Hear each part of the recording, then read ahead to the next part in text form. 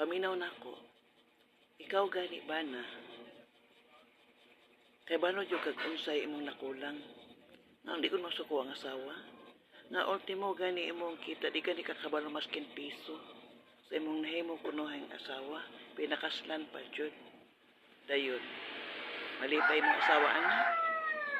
Dayon, ug daot ka, akatahan pa jud ka. Hindi na po ka kalihok. Kung makatrabaho ka, imo lang, di gani kakabalo mo. Tunol sa imong asawa. Maskin respeto lang ba sa imo ang hinaguan. Isip asawa, unta. Pero walay paki. Ang di ko nasuko ng asawa na. So hinauna sa asawa. Kaya balo na kung sa'yo nauna sa asawa. Wala na siya bilidhan nimo.